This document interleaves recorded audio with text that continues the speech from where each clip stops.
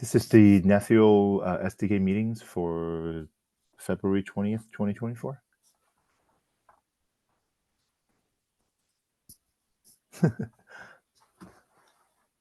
I guess before we started, does anyone have anything that they want to talk about? Again, I should have an agenda doc somewhere, but pushing back week by week. Okay, if not, then as we talked about last week, this meeting is mainly Tao and Vim presenting, or if they have a demoing what they have in terms of addressing a list of issues that we have for SDK. So given that Vim is not back yet, I guess. So Tao, would you mind getting started? Kick it off. I don't mind. My demo is going to be very short Okay. and hopefully to the point. I'll just mention that in our SIG 2 meeting tomorrow, I'm going to go into this in more depth, but I can show, I'll show you the basic concept. I'm going to take a risk and share my entire screen. Oh yeah, go ahead. And everybody's going to ignore corporate secrets. Okay. All right. So, so this little demo is part of this project I'm working on called TKO, which is kind of a rewrite of the core of Nephew to explore various ideas of scalability, etc., and new ways to do specialization pipelines. So there's a whole bunch of stuff there. So I'll go into detail tomorrow over everything. But I wanted to show you just the specific thing that I'm doing with Helm, exactly as a POC to try this idea. So here I have a bunch of packages, all my example packages, and here's a free5gc SMF package. I have a UPF that I created. If you look at the workload YAML, kind of just a regular Kubernetes stuff, right? I'm showing you the UPF first because it doesn't use Helm. Then I'll show you how Helm is a little different. Here I have a namespace resource, right? Familiar to everybody, standard Kubernetes and standard Kubernetes deployment. For the namespace, some of you probably know you do need to set the name because the kept function set namespace, which we'll use here, will error out if it doesn't have a name. So you need at least a placeholder. So I'm just putting an underscore. So the specialization pipeline is pretty familiar. This will be filled up. And then we get a namespace, right? Here, you notice the namespace is missing.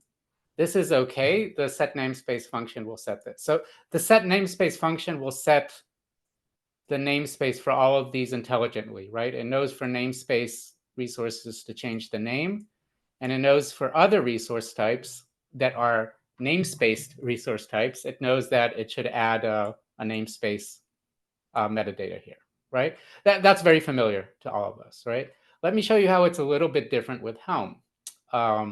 So for the SMF, I decided to do the same thing, but with Helm. So again, I have the namespace, and I have the placeholder here just so, so the kept function won't error out.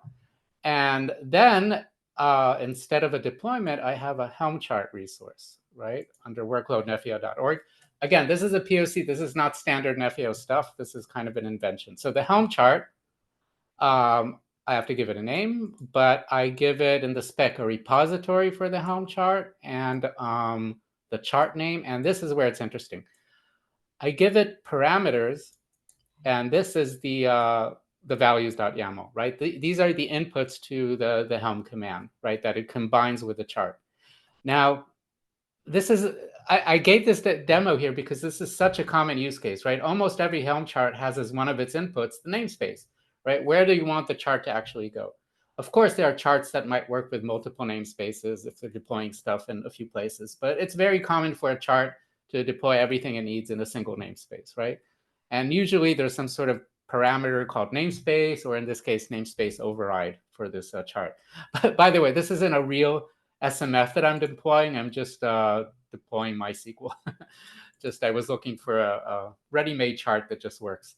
But here's the thing, right? So in part of specialization, we'll have the ket function update this, right? The set namespace function, but it won't know what to do with this because this is not a standard Kubernetes resource, and it doesn't know that this is namespaced or not namespaced. And in any case, adding a namespace here is irrelevant because we don't need the namespace here. We need the namespace as a specific parameter that we know about in the values.yaml, right? So this has to be crafted specifically.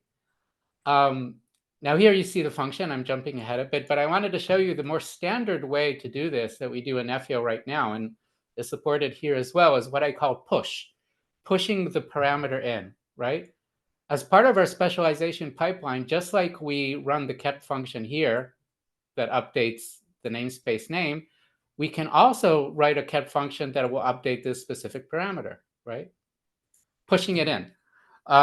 It would have to be very, very specific to this Helm chart, right? To the specific resource. Why? Because every Helm chart is different, has different parameters, different things we want to inject. So in this case, in this POC, I have the ability to write these plugins, preparation plugins in Python. So here is the preparation plugin for the SMF, where right now I just, it's not very interesting, but there's some SDK stuff here that might be interesting to talk about in the future. But the preparation function here, all it does is verify that this is indeed an SMF resource, the one we were looking at. And all it does here is update the status with some simple Python stuff and sets it as prepared, and it's done. So here I could potentially, I have access to all the resources in the package, and I can inject the value for the Helm chart, pull it from one place, put it in another place, right? This is how we work right now in FEO, right? We expect you to create hook into the specialization pipeline, either with a ket function or with a controller, and then you can manipulate and do whatever you want. This is not overly hard, especially here where you can write just simple Python scripts, but it still requires to, insert something into the pipeline and yeah, do other things. So what I wanted to show, finally, we're getting to the demo. What I wanted to show was, our whole point is to make simple things simple, right? If all you need to do is copy a value that will be available here to here, then why not give an expression language that you can just do it, right? So this doesn't, expression languages are obviously very tiny DSLs. They can't do 100% of everything you'd be able to do in a full-blown plugin like this. But for simple things like this, which are very common use cases, this is just so much easier, right? So the idea here is that I created this expression language in this case is implemented in Python. The reason is that this Helm chart, it's under workload.nefeo.org, eventually gets handled by the scheduling plugin, right? So it's actually not pulled as part of the pipeline, but pulled at the moment of deployment. So by the way, in the expression language, you could possibly do things that pull from the local cluster, right? In this case, I'm just pulling another resource from here. I can show you how this expression language is implemented. This is a very POC-like thing. So under SDK, here's how it works with Helm. So it actually just calls the Helm command line here. You can see user bin Helm install. But here it actually goes through all those parameters that we just saw and calls evaluate expression on them. And we can see the evaluate expression. Please don't laugh, but I'm just doing a Python eval here, which SIG security will be horrified about. But this is a POC, so I'm allowed to do whatever I want. So yeah, this is the get function that you see called in the expression. And yeah, I just wrap the expression with these double curly brackets to kind of mimic the Jinja way of doing things. So yeah, here it is. So here's the expression. This is actually just Python code. So you can run potentially any Python code you want here. What it does, it calls get. So it looks for the first resource that is of type, this is the GVK. So the group is empty, version v1, kind namespace, gets it, .metadata, and .name. Yeah, so it pulls it in here, and that's just exactly, yeah, and then it sets it with set.json to the Helm command. Okay, so of course, different implementations. This is part of the kind scheduling plugin, which works directly with the clusters. If, for example, you were working with config sync or having another kind of indirect way to work with the workload clusters, then you would have to evaluate that expression maybe elsewhere, right, before sending it, etc. The point being that that's an implementation-specific thing, but if you specify that expressions are allowed and Helm parameters, then you can find a place to put the implementation. Yeah, that's pretty much it. This does work. But I wanted to show that there are two ways to potentially handle this injection, right? So obviously, we want to support full-blown plugins, right? Full-blown ways to do specialization where we can inject anything we want anywhere. But for more trivial use cases, why not just give a way to pull data exactly in and avoid even using the SDK, right? This is totally a user a packaging implementation. That's it. I think Wim has something similar, probably a little bit different. So it'll be nice to see his version of this as well. Yeah. Yeah, I guess before then, is there any questions from folks on Tao's demo? Yeah. By the way, let's take it. So this would be creating expressive language for simplistic, more static replacement of so what we need it for, obviously, from SDK perspective, is there are resources that are coming in, NF deployment plus the vendor extension pieces, and then we want to generate a values.yaml off of that. So I think that's our core case, and although not just that. I mean, any kind of CRD could potentially pull data elsewhere if you're filling in a CR. So it's not just inputs for Helm charts; it's inputs for any custom anything. Yeah, right? yeah. So the tools is generic.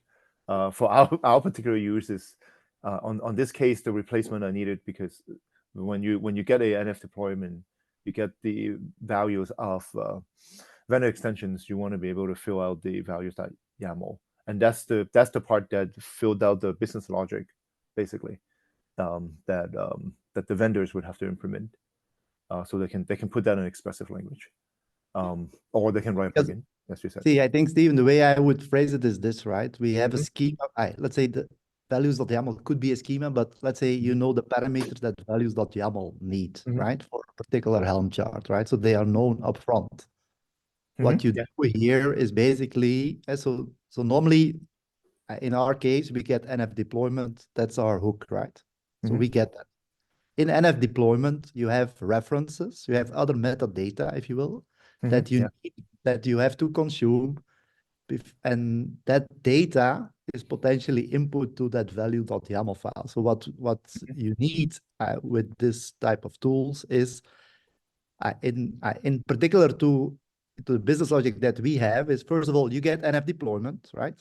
In that, let's say there is config refs. Let's take it easy, right? Yeah, of course. So let's say you have two config refs. You need to fetch them, right? Based on the input that you get, right? Because that is actually another schema, which is config ref, so which based on the schema that you have, right? So based on that data, you basically pick parameter from place number 1, pick the parameter from place number 2. You potentially have to do a comparison or something like that, right? And based on that, you get values.yaml. So in other words, what you do is you have a bit of, so that's what I call the business logic, right? So you basically take parameter A and B, and then you sometimes say, okay, if this is to value X, you do this, and then and so on and so forth. So to the point that you actually have all the parameters that you need for values.yaml. That's, I think, in a nutshell, what has to happen, right? Yes. So I was looking for how that tools from Tao maps into that particular use case. That was the thinking. So let's maybe do first. Let's show the demo. Go ahead. Maybe just quickly add to that. So I showed an example of a function in the expression language that pulls data from the other resource. But of course, functions can do anything, right? You can, depending on how your SDK is built, you can inject, say, a custom function, right? Even that pulls data from some other resource that you're using to put into the parameters YAML. For example, you could have a function that calls, an IPAM system, right? And gets an IP address, right? So this can really become very rich, right? The basic approach is pull versus pull, as I see. Push, sorry, versus pull, right? So you can make pull very rich indeed, and even provide as part of your expression language a whole bunch of useful functions that could be used to pull data from all kinds of places within the pull site information, right? For example. Yeah. So anyway, yeah. Okay. Go ahead. Yeah. All yours. Yeah, so I mean the approach is similar, I think. But so yeah, my inspiration. Wait, so I need to share my screen. I don't have a full blown demo yet, right? Because I have no problem. So okay, so I built a tool called Kform, right? So Kform is basically inspired. If you look, so people familiar with Terraform, they will see 95% the same. Okay. And why did I do that? Is because Terraform is very well known. I think it's the most used infrastructure as code tool out there, right? So I said, okay, first, so what I did initially, I said, okay, can I use Terraform as is, right? And then what you see is that Terraform, so why did I not use Terraform as is? Because Terraform uses its own schema language. So the main change that I did, actually all the code is not, so there's nothing of Terraform in here. But I said, okay, this tool is 100% KRM focused, right? So what does that allow us to do is because we have schemas already from KRM, we have OpenAPI.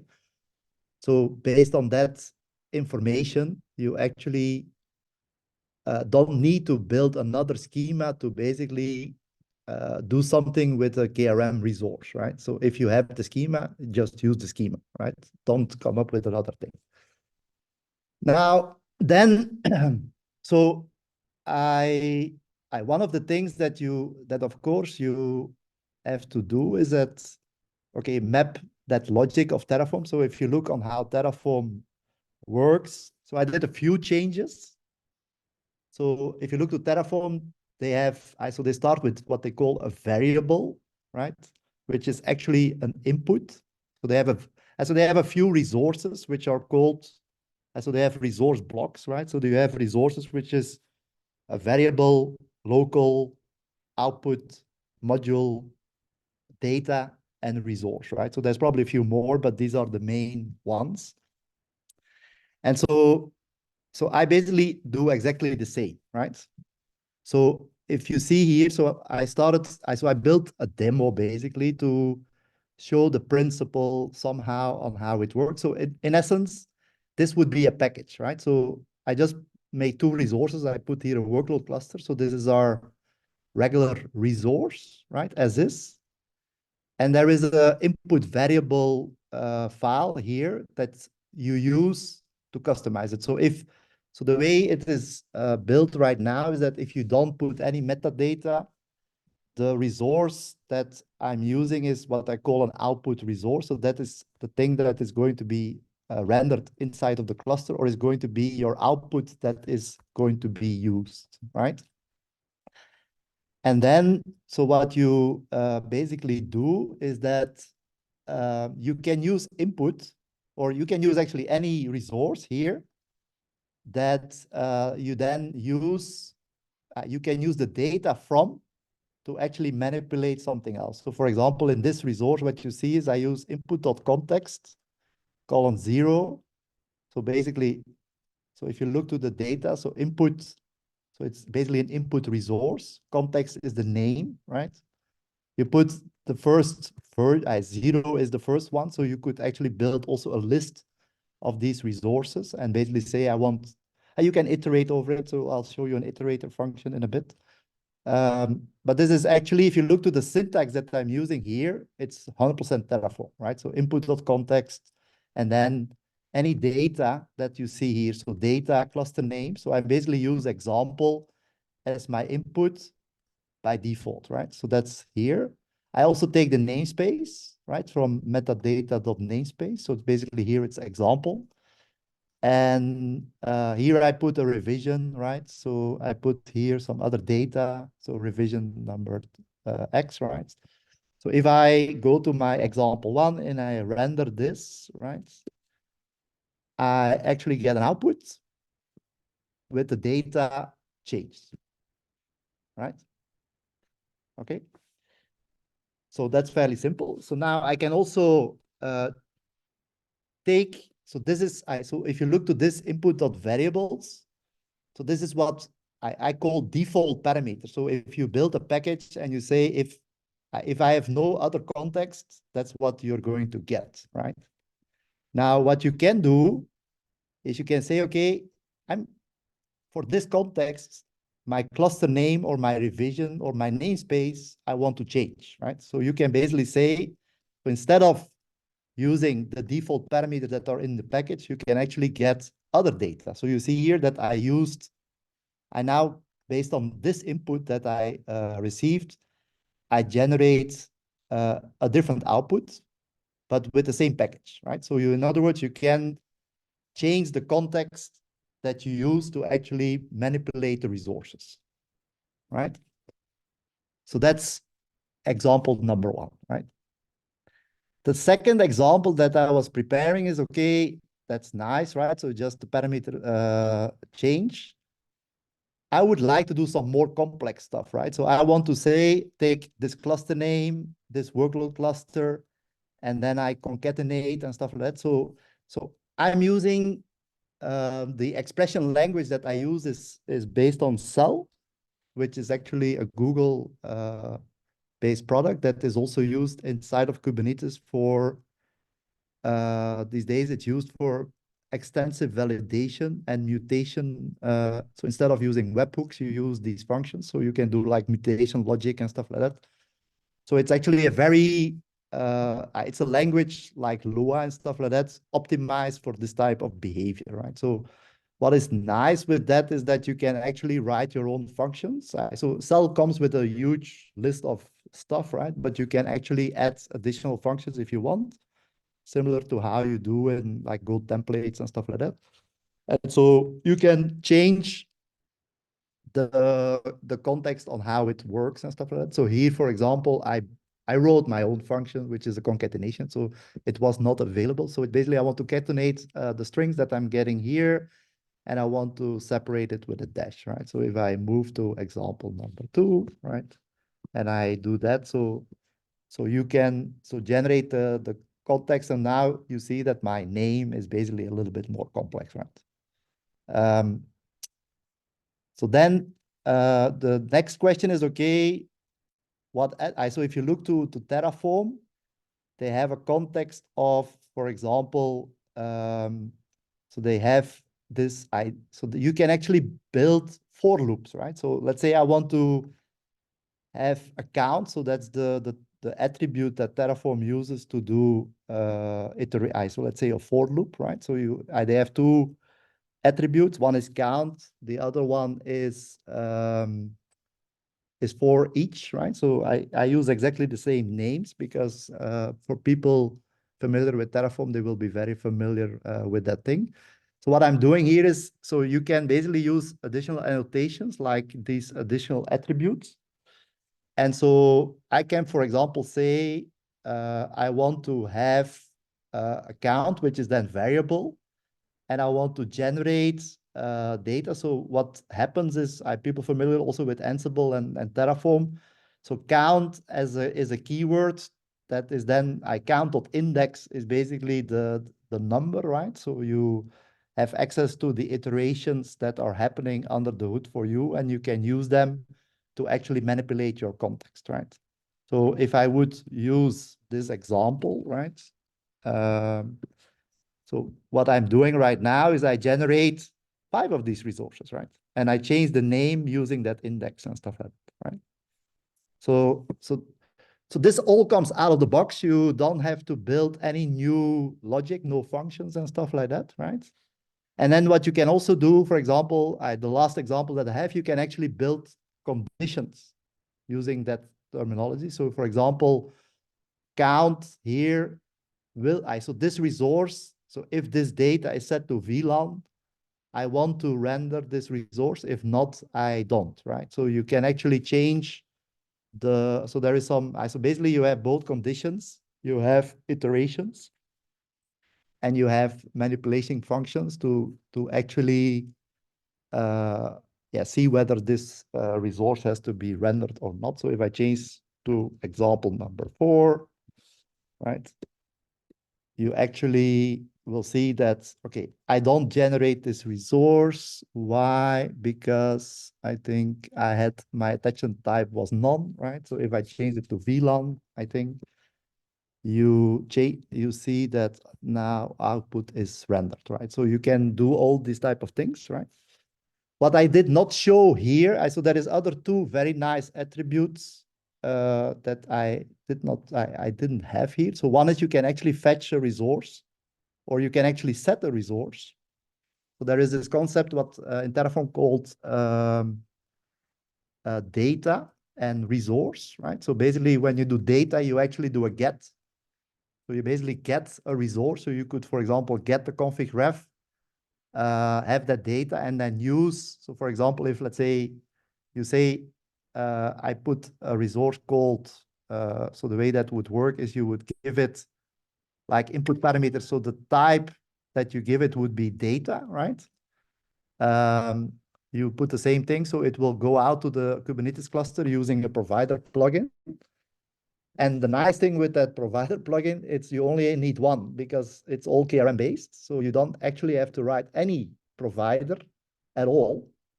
You only need one provider and you can do everything with that. So in other words, you can now fetch data. And then the result that you get, so now it will be, so if we would change that to resource, right? I'm refactoring some of this code, so that's why I didn't show yet. So, but if I would call resource this resource, and I would say resource.context, that would be then the data that I fetched. And given that I know the GVK, right? So I know the group version kind in Kubernetes, and I know the schema, I know also I can do validations and all that stuff, right? So that's a very nice property. So you can basically fetch data, use the context, and then manipulate a workload cluster based on that information, right? Or other resources.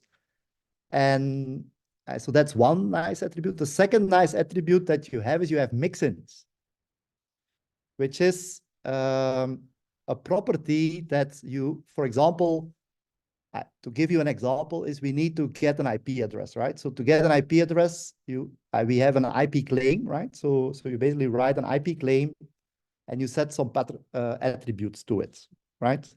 So then let's say you get an IP address, and that would be a module on its own, right? So you basically write a module. Like we did today, we have IPAM functions. You write a module that is, let's call it specialized in IP allocations, right? Or IP claims. And you can write another one for VLAN claims. So there's no code to be written. The only thing you have to write is actually this file. So these files. And so what you can do with this tool as well, actually it's also how Terraform works, is you can basically now say, I want to render this package. It's part of your, let's say your definitions, right? So in your package, you basically say the type of the resource is, I'm struggling with the name. So in Terraform, they call modules, right? So we call them packages. But what we actually, if you look to the functionality they provide, they are actually mix-ins, right? So you actually mix in the resource within this, right? So what you can now do is you make very reusable packages, and that can actually inherit properties from each other. So it's very similar to how NSD works with Tosca, I think. So it's very similar to that approach. So you can actually inherit that module run it, get the result, and then move on, right? So that is another nice property, because that means that we can actually build very reusable code that will be then consumed by other by many modules potentially, right? So in other words, in this, so when I was let's say experimenting or implementing this, it turns out, so one of the challenges I think that we have with kept, and that's also the realization that we come to or have come to right now with the SDK, is that we have to write code, right? Even for the kept functions, even though they are small and there's not too much code, you have to write code. Whereas here you don't. So I've been able to, so in my prototype when I did, let's say half a year ago, I was able to do everything we did in specialization using this technology. So without having to write any code. And one of the challenges that you have, for example, with cup functions, for example, the namespace that Tal was saying, I mean, it's nice, it's a good cap function, but they only manipulate certain namespaces in a resource. Whereas here, for example, if within the spec, you also have a namespace and you want to change it, the cap function will not do it. You have to write a specific function for that GVK, whereas here, you just set the namespace on the attribute as such. So it's, plus I think it's, what I have gotten as feedback in general, it is way more intuitive to get. So here you basically, if you look to a cap function, you say, in the package, I render a namespace, right? So, okay, you hope that it will do the job, right? Here you actually see, you know exactly what you're going to get. And if namespace would be somewhere here and you set it, you know exactly that what you're going to get. Whereas that's, I think, the challenge what you have with kept functions, in my view, is that they are a bit implicit in what they do, and you somehow have to trust them, right? So here you are in control of what the pipeline or what the expression language does. So you know exactly what you're going to get, of course, depending on the input that you provide, right? So yeah, so that's kind of a little bit, yeah, so that's basically what Kform is and what it does. So it's, for people familiar with Terraform, it's not, so I have used two syntaxes in the meantime, by the way. So one is the syntax that we have inside of packages. So it's just plain KRM resources that you can put them in one file, right?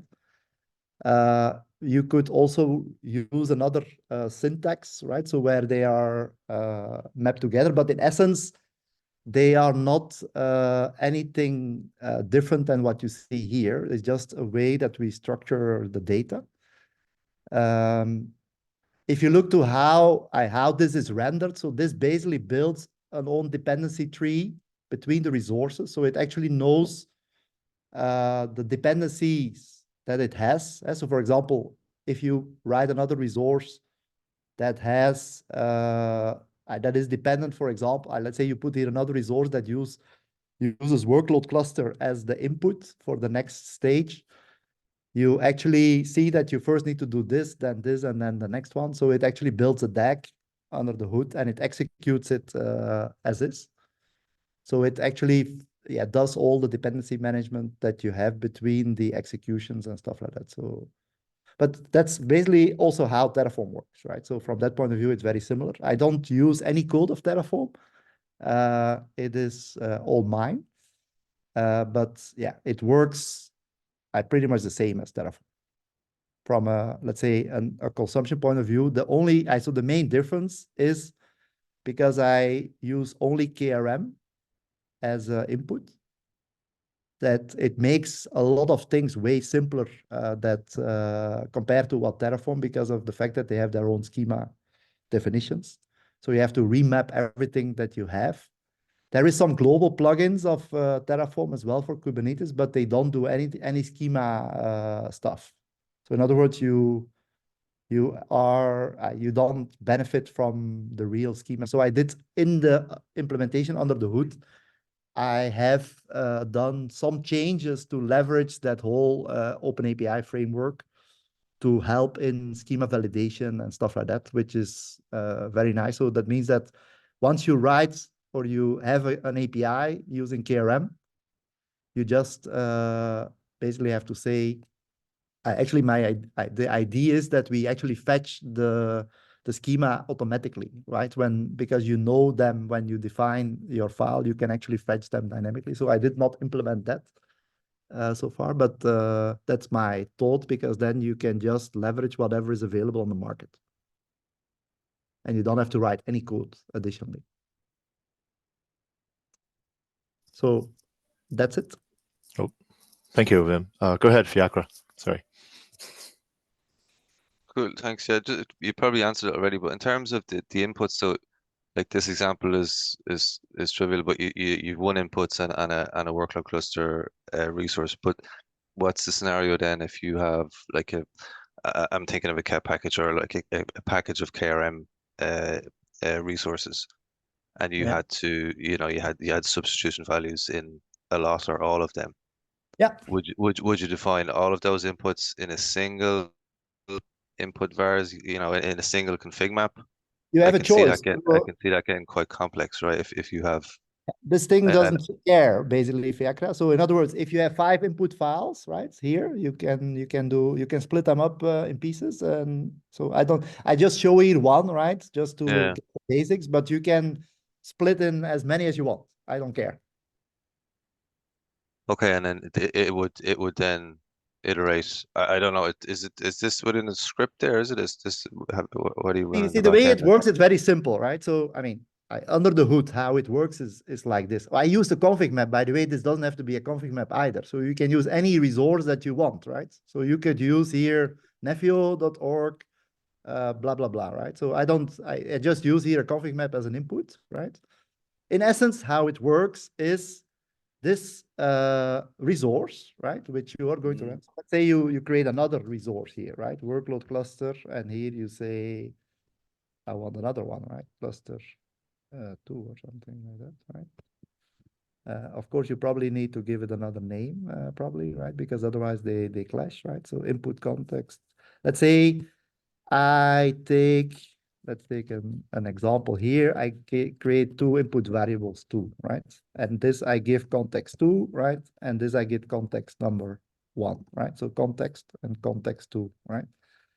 And let's say I use another input. Let's call it revision, or let's call it example 2 or something like that, right? And here we now say that in this cluster, so we need to, so you have to basically say input context 2 like this, right? And it will take that date. So that's all you have to do. So, and it will figure out under the hood how that's rendered. I understand. I'm just guessing. I'm kind of coming from a user's perspective. You know what I mean? In terms of like if I'm comparing it to a values.yaml, right? And I probably shouldn't, because we're not, nobody's big fans of Helm here. But essentially, it's a substitution, right? So you're substituting values into your templates, right? So that's Helm template very similar does that quite well. Helm does similar things. Yeah, correct. Yeah. So I'm just like, ideally it would be all like the input variables would be all defined in a single file. You know what I mean? For me, anyway. Instead of having one-to-one mapping between input vars 1, input vars 2 to workload cluster 1, workload cluster. You know what I mean? That probably would make more sense. But the size of that file, like that with many inputs could get a bit. But so the nice thing, I think, Fiacre, is you can split them into. So that's the other thing that you can do with this approach, with this technology, is you can split functionality into, let's say, building blocks. So you could write a package that only looks at, I have config ref, so the data on config ref, and you only render that, right? So you basically, you can split that code, right? Or those packages into pieces. So you could write a package only focused on config refs, okay? So what you do then is you render that dynamically, you get the output of that package, right? Or that mixin. I'm still struggling with the name, right?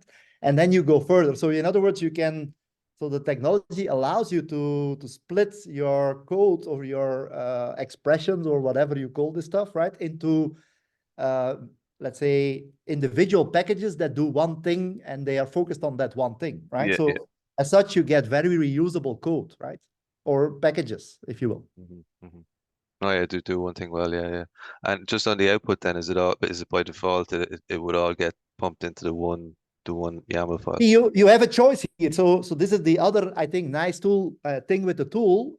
I just render out. So we were discussing at some point with Steven, okay, I want to use it to build a package, right? Offline. Okay, I could fetch data from Git, right? And then use that to basically generate for me a package with the data, with the templates that I have, right? So that's one use case. You can use it in the specialization pipeline focused on packages, and you can also use it in the, I call it the controller runtime as a business logic, right? So I don't care how you use it, right? So the engine will execute based on the data you provide. You see? So I wanted to also, what you typically have today is you have, we have tool here, tool there, tool. So I wanted to have the flexibility to use this in various scenarios rather than without me having to write very specific code, because any use case that you have, it's KRM in and KRM out. And I don't care what KRM is in and what KRM is out. You just use data manipulations to do so, right? That's what the tool provides. Yeah, okay, cool. And how you use it, that's your choice. So if you write one big package with all of the stuff like you were saying, you can, right? Probably not the recommended approach, but we allow, the tool allows you also to mix in these packages, which makes the code and the whole thing way more manageable at the end of the day, right? I think it did, but then in that scenario, you would have to have some way of addressing the dependencies question. That's what happened, what the tool does, right? So if you look to the tool, how it works, it processes these things, right? So every resource that you see here is actually, so it's a variable, if you will, right? So if you look to how the tool works, it's every resource you have here, it's a variable, okay? And the variable has this data. And what you can do is you can reference these variables between each other, and that's how it knows the dependencies, right? And based on that, it will, so it creates a DAG under the hood and it executes a DAG at the end of the day because in order to consume, let's say, this resource, this has to be rendered first before I can use the data here, because this is actually not usable as such, right? So in other words, this has to be rendered first before the resource, which would be, in this case, output.workload cluster, right? So that would be the resource that you reference.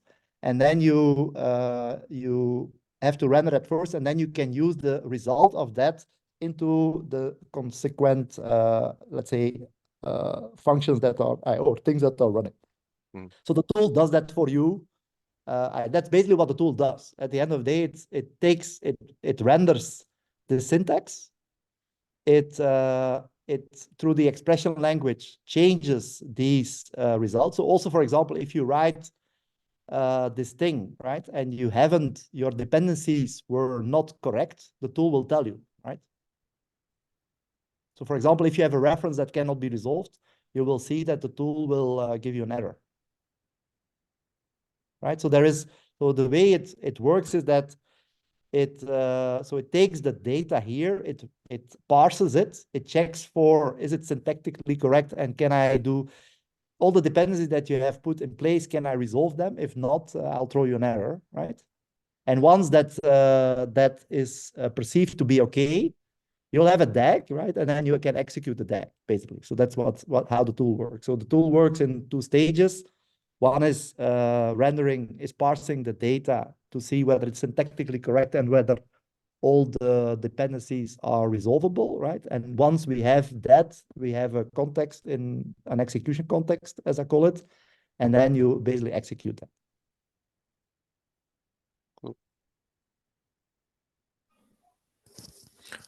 Okay, cool. So my question is always the tools, how the tools fit into the SDK context. So one thing for sure that I could see is the expressive languages. This is one first thing is to avoid having the users of SDK, the vendors or SIs, to write code. So they're expressing this new Terraform-like language, Lua-like language, then that would be mapping resources. So because the business logic, as we said, is basically taking some resources, NF deployment plus all the vendor extension pieces, and map that into values.yaml. So that thing is done on compile time. So this is the tool while executing. You write that logic in this language. It's fine. And then that what does that generate? So that generates a YAML that filled with expressive language, and then we have to bundle that inside so in this case would be the NF package. The way I see what you have to do, Stephen, is right. So you get NF deployment as input. Yeah. You look over, let's say, config refs, right, or parameter refs, right, and parameter ref maybe both, right. Based on that, you get GVKs, right. You basically fetch the GVK. So this is compile time, business logic writing time. So you know what the resource is supposed to be. Yeah. So we write this. So in other words, the way I'll show you how maybe I can give you an example on how it would how you would write that, right? So I did not. I first wanted to give you the basics of how. Yeah, of course. That's the system works. I mean, obviously it's not done Because yet. otherwise, if we go immediately to the use case, I was trying to give you a sense. Yeah, no, that's great. How it works, right? So what you have to do is you get NF deployment as input, right? Then the next thing you do is you loop over the inputs that you get, right? Yeah. And you get config refs from there, right? Yeah.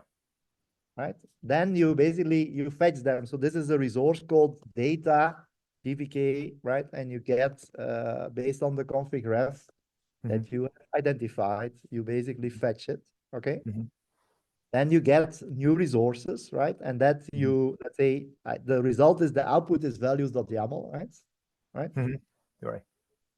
And then what you have to do is you have to map a value, so that's kind of what you have to do in a nutshell, type, right? Yeah. Correct. Into some field in NF deployment, and then some field in your config refs data. Yes. Yeah. So basically, what you can do, so that's basically what you have to write. So that's the business logic piece. So what does that render into so that becomes an executable? Does it becomes a? Oh, so this is basically so let me show you what I did at some point. Where is my NF? I do have too many stuff. Wait, so I can probably wait. Where did I do NF to infra?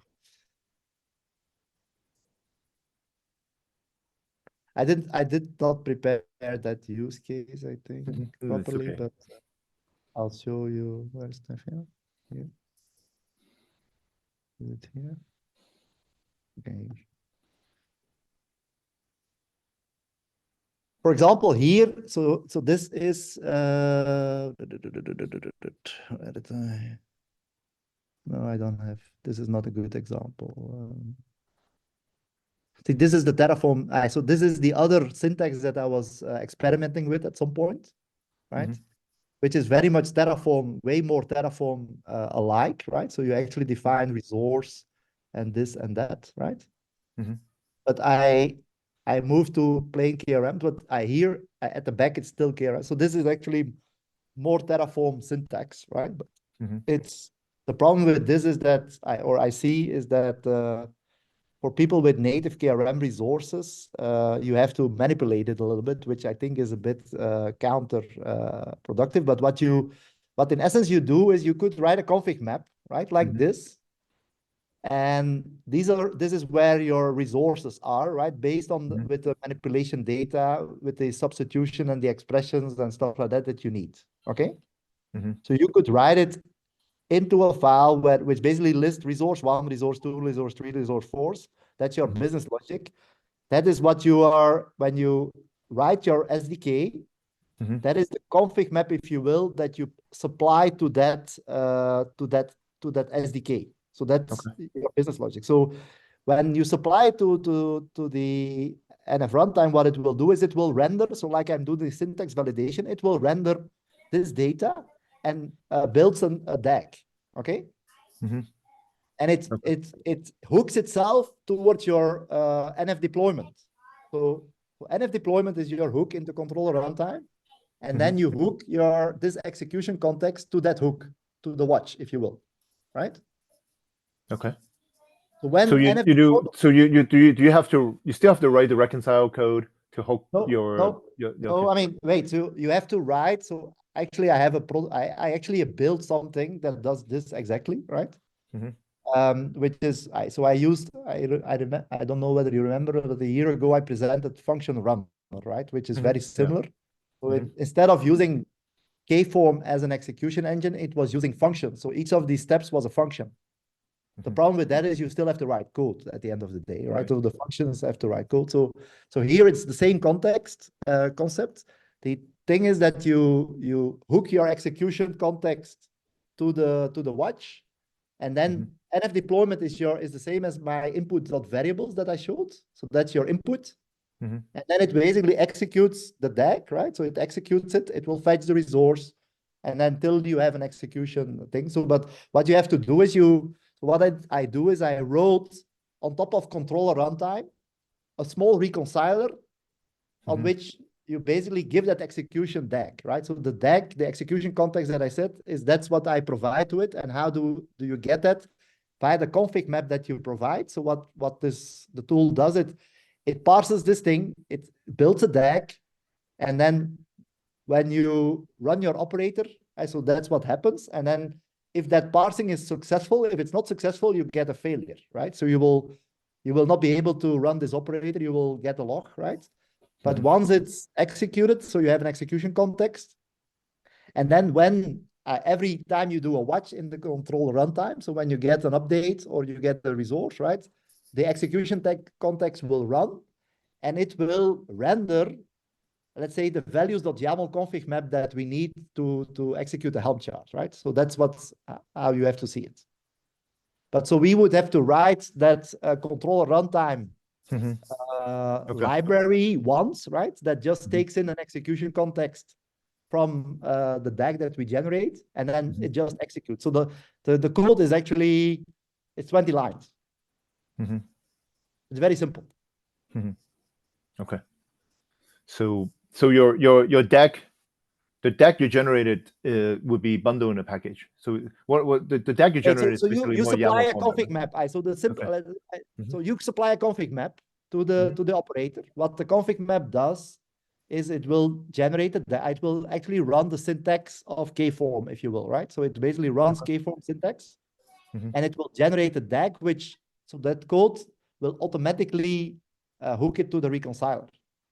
Okay. So we need to install Kform on workload clusters. that also is part of it. So the reconciler, I mean, if we use this technology, so the operator, so the extension that we use on the controller runtime, so our controller runtime, if you will, right, will embed Kform that basically, so the first thing that you do in your operator, when you create a deployment, you say, here is config map, right? So once it has the config map, it will parse the config map and give it to the execution context. That's basically what it does.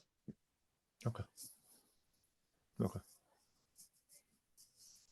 And then what's the resource you reconcile? You do it dynamically. So there would be, if we reconcile different inputs, we still need to with different operators, or with same operators, because you have different execution. So an operator today, the reconciler can only watch one resource at a time. You have multiple reconcilers, of course. So that's why I said. But you have different controllers within the operator. But yeah, sure. Yeah. So this business logic is tied to a watch. So every watch you can have an own config map, if you will. So in other words, you can have. What I experimented with at the time is, because what you see is when you do a delete, you kind of have a little bit of a different business logic than when you do an update and a create, right? So what in my function runner, what did I do is I actually had I had the ability to have a different business logic for delete than for update and create. And I could, because you have the children resources that we generate, right, can have their own watches. So you can actually build watches for that. So there you can build your own. So when I built the function runner, I was able to attach each of these business logic to each of these watches dynamically, such that you render different things depending on the type of watches you get. So it doesn't have to be one config map, is what I'm saying. Control runtime doesn't have a delete hook, right? So you have to go check. Your reconcile will have to check if the delete timestamps exist. Correct. So, and that would be our code. If we decide to do that, right, to have a different business. So what I did is if I get the reconciler, I looked at deletion timestamp set, right? If so, run the delete business logic. If not, run the update create. So it's that simple, basically. Okay. But okay. Oh, yeah, no, so good. Kieran has a questions. So I'm still trying to picture putting that together. But yeah, go ahead, Kieran.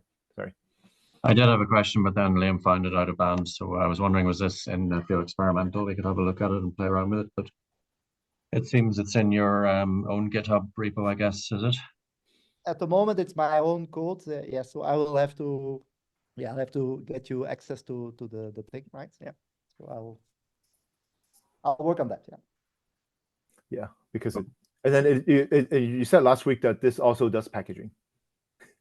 Yeah, so I mean, see, there is nothing.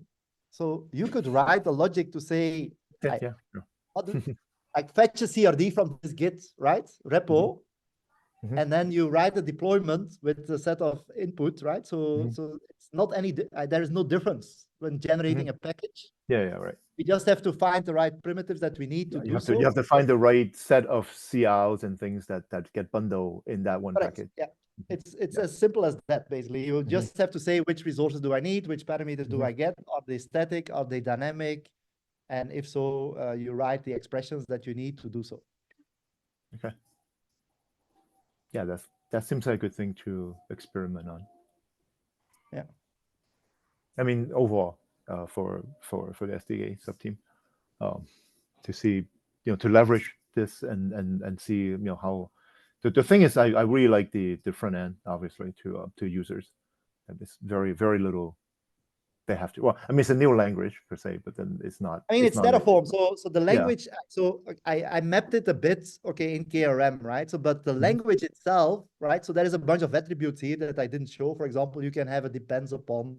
You can have a for each. You have a count. But if you go to Terraform and you search them, you will see the exact same. And I'm using them in the exact same way. I didn't change anything there. But what you see so the difference is that in this syntax, and that's so this would be good to get feedback. At the moment, I'm putting them in under annotations, right? So in Terraform, if you go to Terraform, they are all kind of, if you go to Terraform, they are, wait, so where is Terraform? Wait, Terraform here.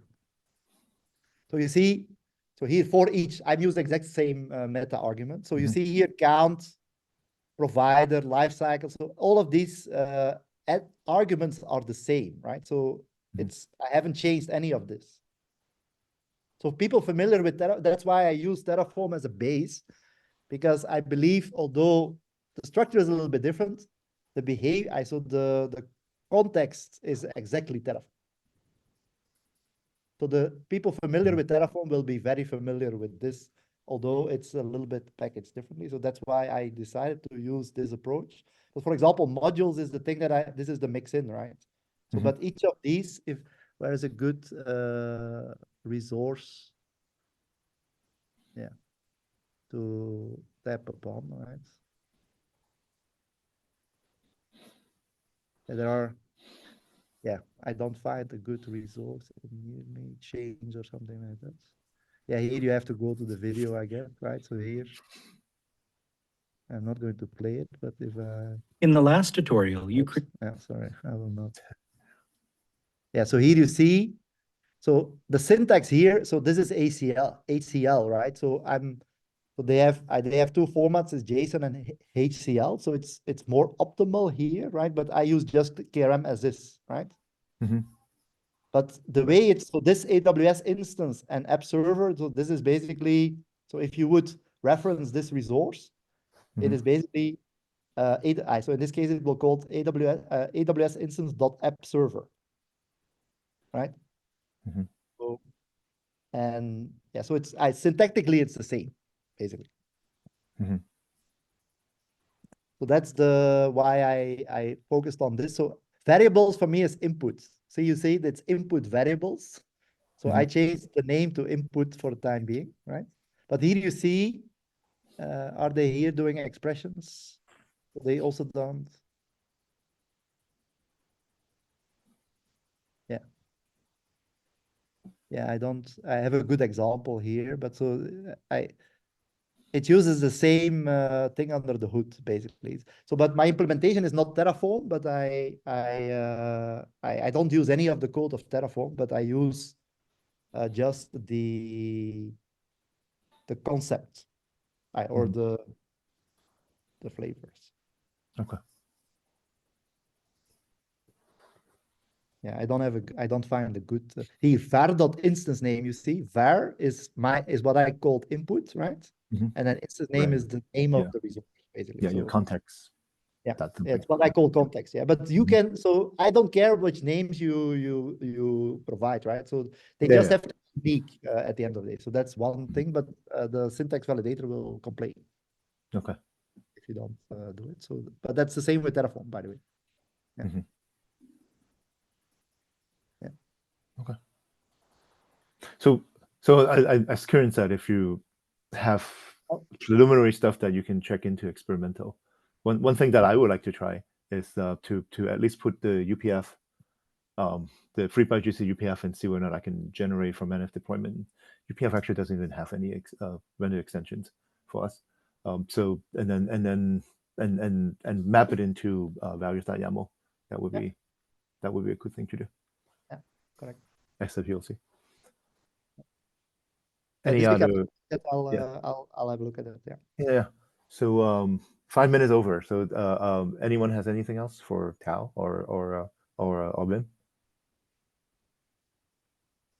I guess we should digest all this and then see how we go forward. If ever there was a big, if ever there was a big statement, there's one. But I probably as well for the nephew operators too. It's kind of this is input for both. Yeah, I mean, we're not making a decision now, but then obviously we have to experiment to see which one or some other third approach if we have to do. Or even maybe some combination of the two. Yes, that's possible. I don't know. Mm-hmm. Yeah, interesting discussions ahead. Right. Well, thank you, Tao and Vim. That was great. Thanks. And, thank you guys Right. for attending. So we'll right. we'll see you next week. Thanks, everyone. Bye. Bye. Thank you. Bye.